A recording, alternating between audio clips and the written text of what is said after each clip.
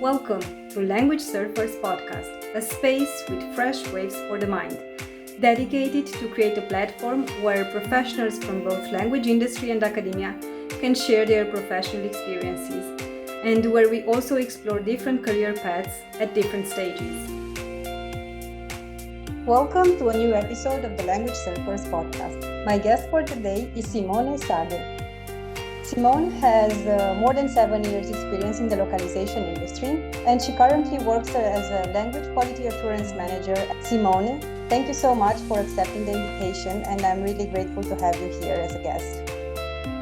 Thank you so much for the invitation. I have been following your podcast really closely so far, so I'm excited to be here.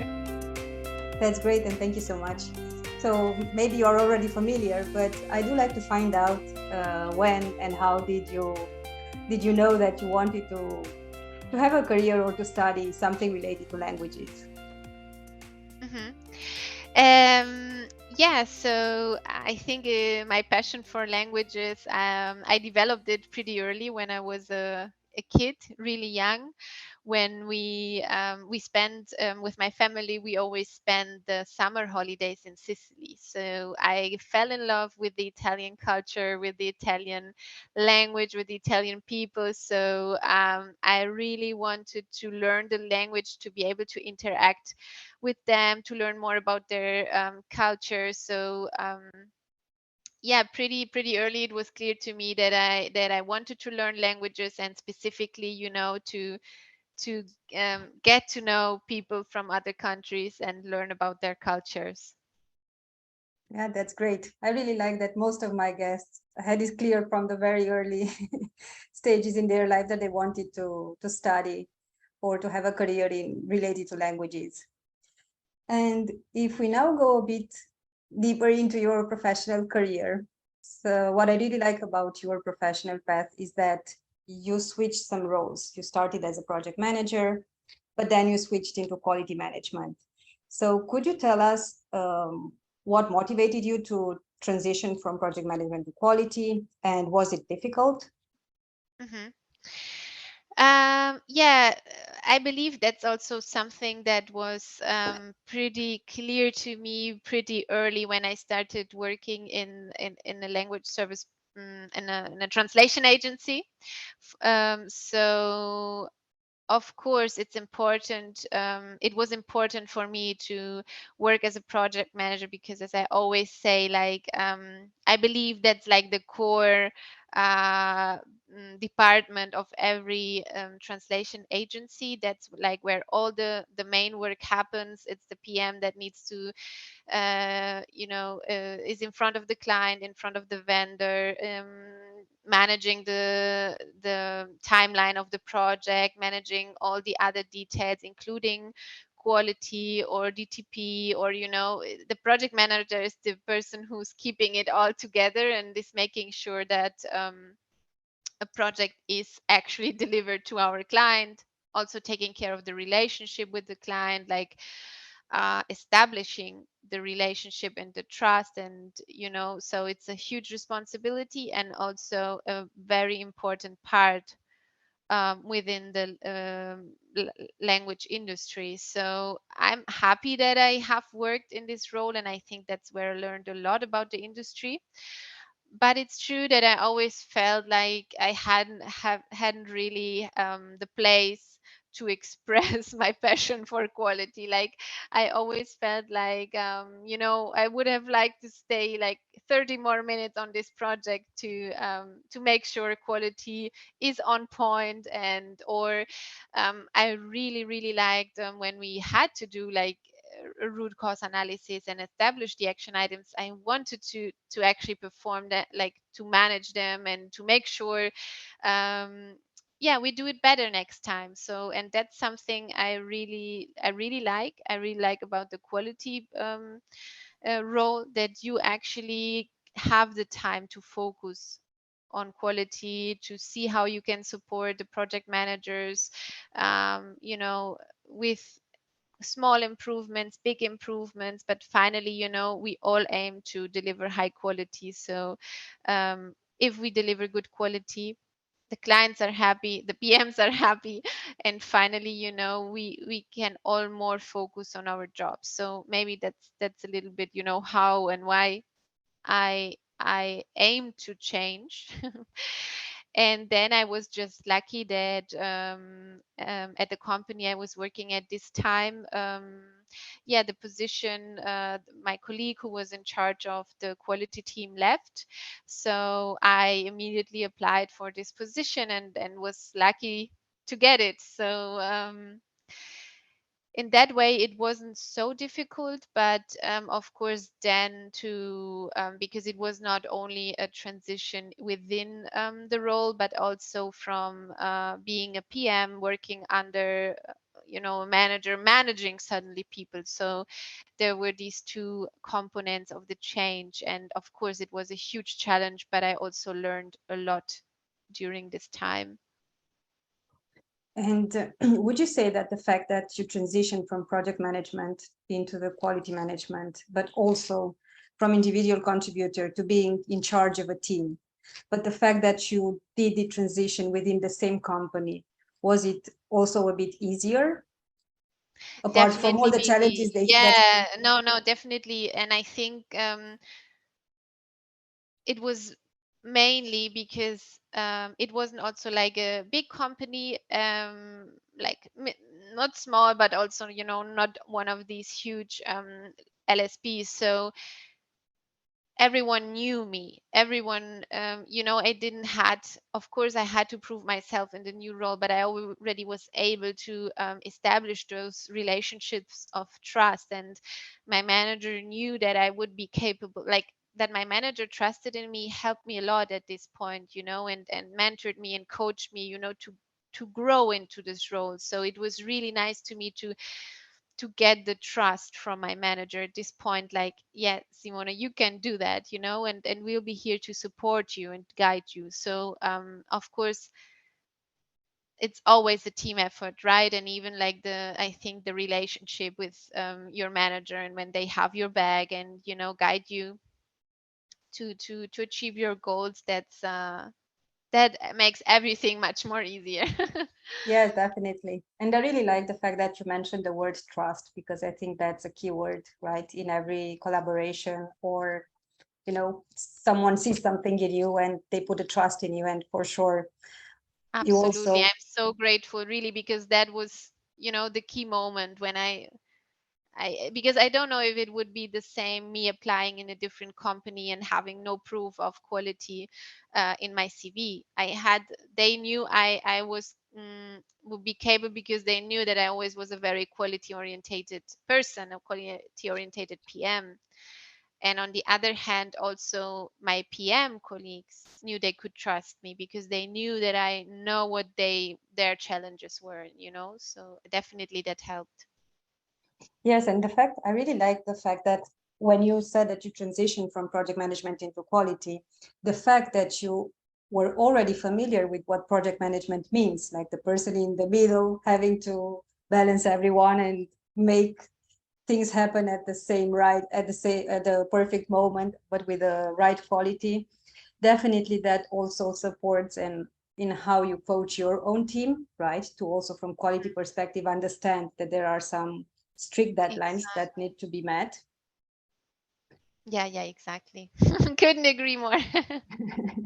That's great. And I can really also say that when you were my partner, to say so, for me, definitely it was much easier to work alongside with you, because you were already aware. So whenever I had to say, yeah, we cannot have an extension for this deadline, you were supporting in that part. You were not the type of colleague that would put resistance just because quality is obviously on the top, but also timelines. And that's balancing between project management and quality managers, right?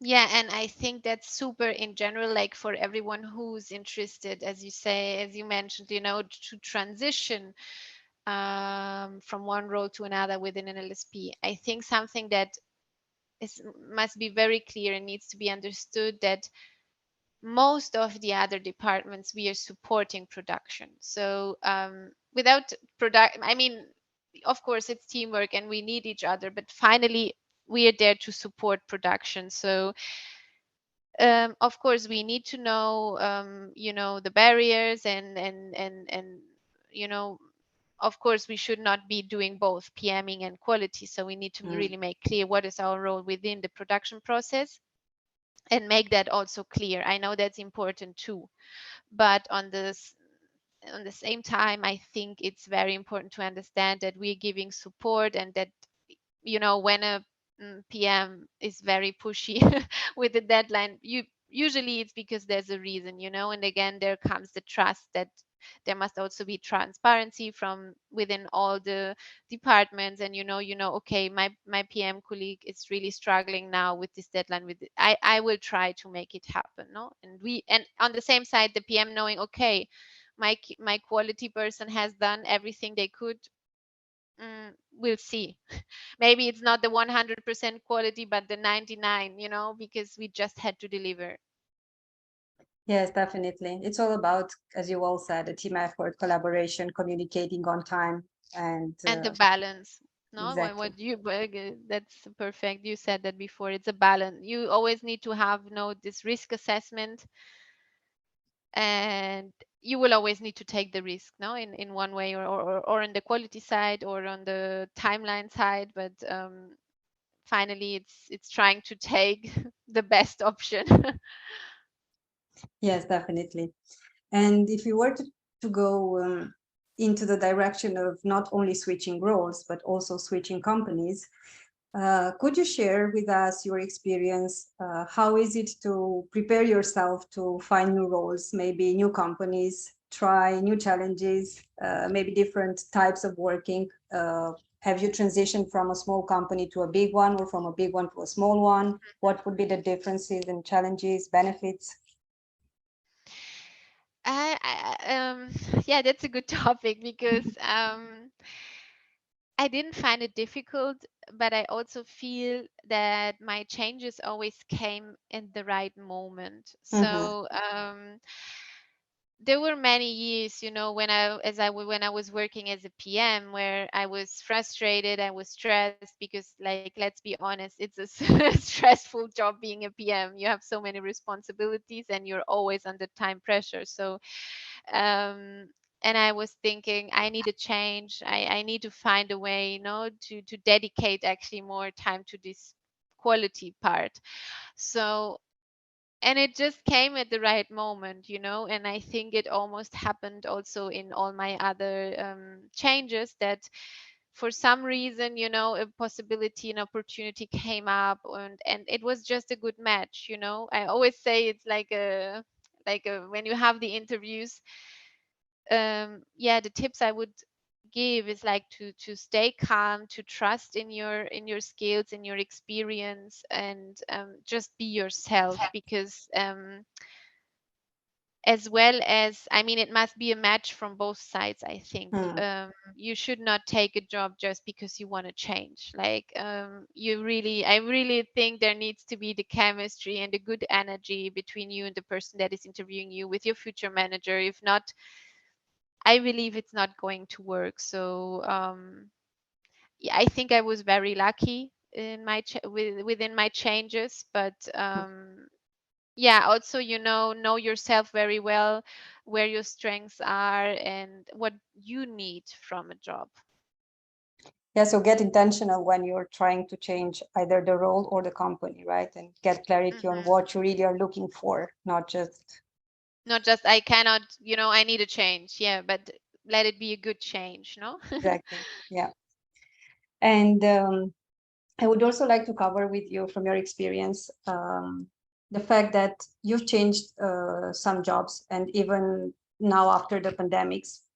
So we all know that during the pandemics, we went to work in a remote or hybrid. Um, what would be your experience, or what types of advice would you have for the audience on how to tackle with onboarding in a remote environment? Yeah, that's really difficult. I have to admit, like, I think you and me, we changed more or less at the same time to the same company, and I think for both of us, it was probably the first online virtual onboarding. Yes. And I think we both struggled, so we can say that, because although you have a good plan, your managers are there for you, but it's still via screen. So you really, those easy, yeah, you just see a colleague working on something and you go say, hey, what are you doing? Can I sit beside you? Can I look what you're doing? Or you're having you're look watching a recording for a specific training, but this specific colleague sits maybe beside you and you can ask them, I have a question. I think like these human interactions are very, very valuable, especially at the beginning, when you start a job, because you also kind of, you a company, I mean, of course it's work, and we always say like, yeah, you got your private life and you work, and it's true, but then we work with humans, so it does matter, the connections I feel that you make with your colleagues, and you learn so much from colleagues, from the person that maybe sits beside you. So I do think it's a struggle, because also, or the other way around, that a colleague could see that you're super lost. You started, you're trying to find your way, and you're maybe lost. So maybe a colleague sees you sitting there or sees your expression, and can help you. So, or just go with you for a coffee. Mhm. So I think these kind of there are small interactions, but I think important. So it's possible, of course, and I think it opens a lot of opportunities too, like being able to work for countries that are for countries, sorry, for companies that are maybe not in your city, or not in your country, and you're still able to get your dream job, Mhm. because you're the perfect candidate. So these things I love about our new world after the pandemic. But yeah, I think whenever it's possible to visit the people or the office in person, I would suggest to just do it, and go and breathe the energy, and get to know your colleagues. I think it helps. I think now more or less it will be possible again, and it can really be a hybrid model where you can have the possibility to work from home, but still have sometimes, I don't know, every, I don't know, month, 2 3, see and go and see your colleagues. Yes, definitely. I like your insights, and I do agree that it's more challenging on a remote environment, especially during the onboarding, right? Because it's different if you are already working in a company and you know everyone, you know the processes, you know your job, but then onboarding is different. And I also think that onboarding in a remote environment helps us to be a bit more creative in finding different ways of approaching new people, Definitely. because in the end, our new team are new people. So how definitely there's also has to be a balance between your feelings, not to feel too frustrated reaching out and asking for support, but at the same time maybe you find a different way of approaching people, right? Absolutely. And that reflects so much, how I felt also in my recent onboardings, because it's a different situation. So you need to be creative, and you will find out more little by little, but I'm sure everyone still finds their ways, to get to the right person, the right information. And yeah, in the meantime, you get to know a lot of interesting people also via calls, and people are also quite used to it now. I think we adapt quite quickly.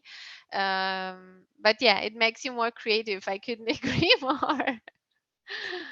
Yeah, and here I would like to have some more specific insights, if possible, from you, especially for juniors. Like imagine that the first work that you get is on onboarding or remote onboarding. Obviously, they don't know, they don't have the comparison of what's on onboarding face to face Mm.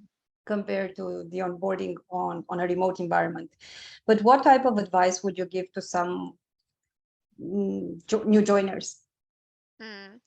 How would No, they and it's handle good this? that you mention it, because I really think it makes a huge difference. Like, I'm really, really happy, and I feel very, yeah, I really appreciate the fact that I started my career still before this crazy pandemic, right? Because yeah, things were just different. So I imagine myself coming from the uni, Hmm. sitting the first, like I still remember my first day at work, and it was like 4 hours passed, and I thought, like, what, I need to sit here for another 4 hours, like even just sitting on one single spot, more or less, during your entire workday, which is 8 hours, for me was difficult, because when you study, you change room for, for your different subjects. Then you maybe have a bigger break, you go home. I mean, you move a lot more, and suddenly, you working at your desk. So you have your coffee break in the morning, maybe your breakfast, and then you have your lunch, and but for the rest of the time you will probably be sitting there. So no, just I remember now, it was something really, I was thinking, oh, another 4 hours and just sitting. So I'm really happy I had the experience then in person, and my colleagues, and who could distract me for moments from the screen. So I believe it's pretty difficult for junior people joining remotely, and I think it's also there the responsibility of the more senior people in the team, to make sure that the person gets the information they need, gets the attention they need, gets the human interaction they need, like via virtual coffee breaks, like um, yeah, I think it's the responsibility of the manager, of the leaders, to make sure that not only, of course, one single person will not be able to stay all the time with you on a call, but make sure that the team gets involved, that everyone has a meeting scheduled with this person. And yeah, the tips I would give is really just don't be try to not be shy. Try to think that even though you work with a screen, there's a person behind, and I think it's difficult, and we sometimes forget that on the other side there's also a person, with feelings and everything, that makes us so unique. So, and usually, even if it's a more senior person, we're all approachable, so I think everyone is happy to help whenever it's possible. So, and yeah, I would say make sure you get the information you need. So if not, if you postpone it and you may be worried that you're bothering, it will be more difficult for sure. Yeah, I really like your advice of getting in touch. Like, don't suffer in silence because there's a Mhm. team behind you, supporting you. Yeah, Absolutely, exactly. that's great. I love the conversation we've had so far. And if you were to summarize from your professional experience so far, what would be your main takeaways from your experience? As we've mentioned, transitioning roles, transitioning companies, onboarding, future plans, how to set Mhm. goals. That's a lot of topics. um No, I think, I mean, if you really like the word, like, I mean, when you study languages, you of course have different opportunities, and you can go different paths. So I think if you decide to work in this in a translation agency, um, yeah, I think probably what I always say, like, there are many different roles, so it's fine. Like, don't give up. I mean, every beginning is really difficult, and I'm pretty sure, like, if you keep on searching and investigating, and if you're interested, I'm pretty sure you will find your path within an LSP. Not everyone needs to be a PM. Like, there are many different roles within the LSPs. Even within a PM role, you can grow, and you can have different, you can approach, the production team from a different point of view.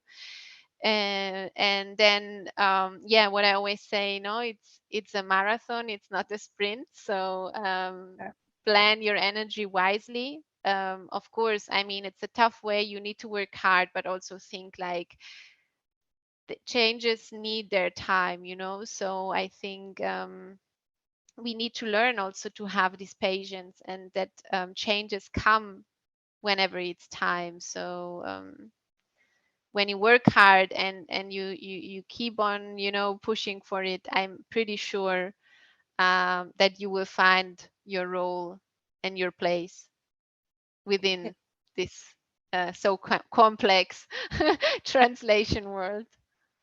Yes, exactly. And if you discover that the role that you've chosen at a particular moment is no longer what suits you, don't be afraid to change, just like you've done. You discover that quality was more important, so you started to find ways of transitioning, and then the opportunity arrived. And I also would say don't fear change. Like I heard many of my colleagues like just staying in their role because they were scared to change. And I understand that it's difficult and you are kind of in your comfort zone, but I Mhm. think whenever you challenge yourself, like from my experience, whenever I challenge myself, something positive happened. Like usually the positive things are they're much more positive things than negative things. So in every change brings you a step further, right? So yeah, I mean, it's think of it, you need to work very a lot of years. So I feel like it's better to find a place where you really feel comfortable and something you really like doing instead of staying in your comfort zone. And again, we always want to, maybe it works for some people, but for me it didn't work. Yeah, definitely. In the end, each story is unique, but it's also very helpful to find out how other people approach something that you might want to do. So I think that that's also one of the main objectives of this podcast, to showcase different unique stories. And I'm sure that we'll find inspiration, if not in the entire story, but at least there's one idea that would definitely help someone. So thank you so much, Simone, for everything that you've shared today with us. And thank you so much for your time. We keep in touch, and Exactly. who knows, we might have another about how your career progresses. Exactly. Yeah, that would be very nice. Let's hope there is progress, right? Yes, definitely there is. No, thank you so much. It was a pleasure and it was really interesting. And I also hope it's interesting for someone out there. And yeah, you can reach out to me whenever it's needed. You know that. For sure. We would also leave your social media contact if that's okay with you, for the audience, if someone wants to get in touch with you, because I really think that you have a lot of information and insights to share, to mentor others. So thank you so much once again for your time, and we keep in touch. Thank you, Anka. I invite you to follow us on YouTube, Spotify, Apple Podcast, and all other major platforms. Subscribe, but also share it with persons who might find it useful.